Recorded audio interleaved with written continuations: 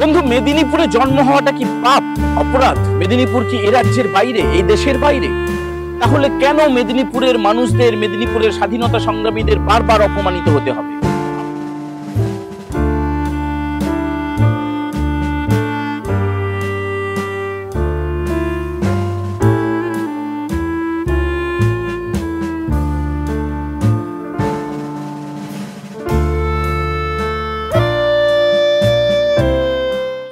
দেশের স্বাধীনতা সংগ্রামে যারা প্রাণ দিয়েছেন তারা নাকি সন্ত্রাসবাদী। বন্ধুরা নমস্কার, আমার নাম দীপঙ্কর মণ্ডল, আপনারা দেখছেন নবান্ন নিমন্ত্রণ।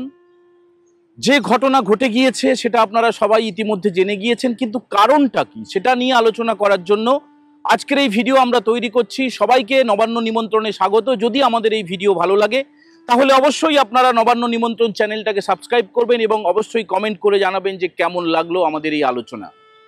বন্ধুরা, আপনারা ইতিমধ্যেই জেনে গিয়েছেন মেদিনীপুরের বিদ্যাসাগর বিশ্ববিদ্যালয়ের স্নাতকের প্রশ্নপত্রে, ইতিহাসের ষষ্ঠ সেমেস্টারের প্রশ্নপত্রে মেদিনীপুরের যারা স্বাধীনতা সংগ্রামী তাদেরকে সন্ত্রাসবাদী আখ্যায়িত করা হয়েছে।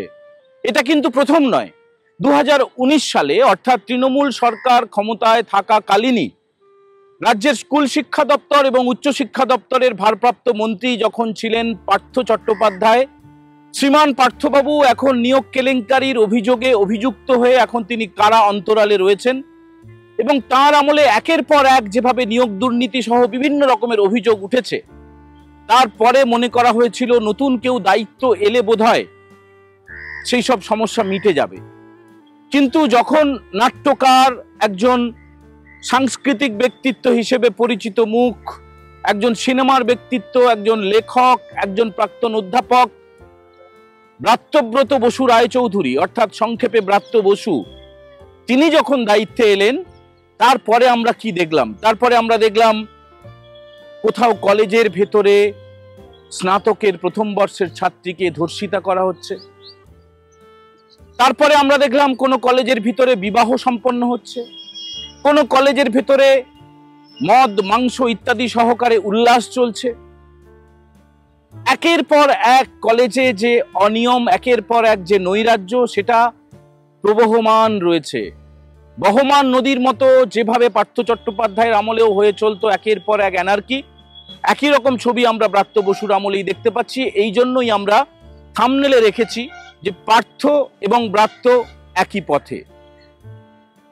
পার্থবাবুর আমলে শুধুমাত্র যে শিক্ষক নিয়োগে যে কেলেঙ্কারির অভিযোগ উঠেছে তাই নয়, অধ্যাপক নিয়োগে, কর্মী নিয়োগে একের পর এক স্কুল স্তর থেকে শুরু করে একদম পিএইচডি পর্যন্ত গোটা শিক্ষাক্ষেত্রে, স্কুল শিক্ষা, উচ্চশিক্ষা, সমস্ত জায়গায় দুর্নীতি, ভুরি ভুরি দুর্নীতি। সীমাহীন সেই দুর্নীতির কবলে পড়ে 26,000 শিক্ষক এবং শিক্ষাকর্মী তারা এখন পথে বসেছেন। ব্রাত্য বসুর আমলে মনে করা হয়েছিল যে দুর্নীতি হয়তো কমবে, নৈরাজ্য হয়তো কমবে, অন্ধকার কেটে আলোর কিছুটা দেখা মিললেও মিলতে পারে।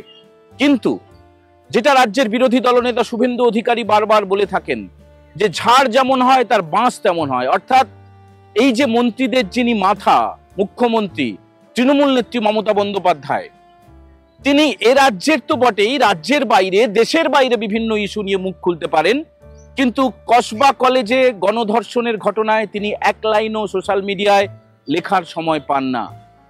তিনি কোনো রকম বক্তব্য পেশ করেন না। তিনি যখন অষ্টম শ্রেণীর স্কুল পাঠ্যে মেদিনীপুরের স্বাধীনতা সংগ্রামী ক্ষুদিরাম বসুকে সন্ত্রাসবাদী আখ্যায়িত করা হয়, তখন তিনি কিছু বলার সময় পান না।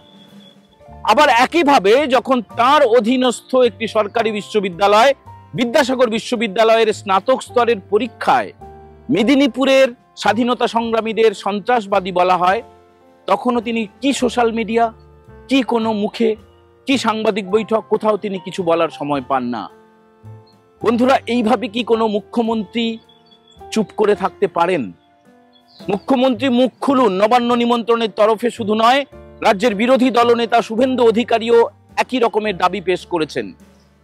রাজ্য বিশ্ববিদ্যালয়গুলির আচার্য তথা রাজ্যপাল তার কাছে একটি চিঠিও পাঠিয়েছেন শুভেন্দু বাবু। আসুন জেনে নেওয়া যাক তিনি ঠিক কি বলেছেন। মমতা ব্যানার্জির সরকার স্বাধীনতা সংগ্রামীদেরকে সন্ত্রাসবাদী আখ্যা দিচ্ছে।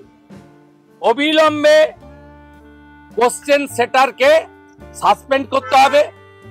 ভাইস চ্যান্সেলর বিদ্যাসাগর ইউনিভার্সিটি তাকে শোকজ করতে হবে এবং উচ্চশিক্ষামন্ত্রী ব্রাত্য বসু তো কেউ নয়, উনি এখন ভৃত্য বসু। শিক্ষা সংক্রান্ত প্রাইমারি স্কুল কখন বন্ধ থাকবে আর এসএসসির পরীক্ষা কখন হবে, প্যানেল কিভাবে বেরাবে, সব মুখ্যমন্ত্রী বলেন। তাই মুখ্যমন্ত্রীকে এর দায়ভার নিয়ে নিঃশর্তভাবে ক্ষমা চাইতে হবে। যেমন বন্ধু, মেদিনীপুরে জন্ম হওয়াটা কি পাপ, অপরাধ? মেদিনীপুর কি এ রাজ্যের বাইরে, এই দেশের বাইরে? তাহলে কেন মেদিনীপুরের মানুষদের, মেদিনীপুরের স্বাধীনতা সংগ্রামীদের বারবার অপমানিত হতে হবে? আপনাদের কাছেই প্রশ্ন রইল, আপনারা দয়া করে উত্তর দেবেন। একের পর এক বিপ্লবী, মাতঙ্গিনী হাজরা থেকে শুরু করে ক্ষুদিরাম বসু, অগুন্তি যারা স্বাধীনতা সংগ্রামী রয়েছেন, যারা দেশের জন্য প্রাণ বলিদান দিয়েছেন, যেখানে ব্রিটিশ আমলে স্বাধীন সরকার প্রতিষ্ঠা হয়েছিল, সেই তাম্রলিপ্ত, সেই মেদিনীপুর, সেই বিদ্রোহের মাটি, সেখানে জন্মানো কি অপরাধ? তাহলে কেন স্বাধীনতা সংগ্রামীদের এইভাবে অপমানিত হতে হবে? এর উত্তর অবশ্যই ব্রাত্য বসুকে দিতে হবে, এর উত্তর অবশ্যই রাজ্যের মুখ্যমন্ত্রীকে দিতে হবে। আমাদের আলোচনা কেমন লাগলো অবশ্যই আপনারা কমেন্ট করে জানাবেন। যদি ভালো লাগে তাও জানাবেন, যদি খারাপ লাগে তাও জানাবেন। এবং আবার মনে করিয়ে দিচ্ছি, নবান্ন নিমন্ত্রণ চ্যানেলটাকে সাবস্ক্রাইব করতে ভুলবেন না। আপনাদের আশীর্বাদ, আপনাদের ভালোবাসা, এটাই আমাদের একমাত্র পাথেয়। সবাই খুব খুব খুব ভালো থাকবেন। জয় হিন্দ, বন্দে মাতারাম।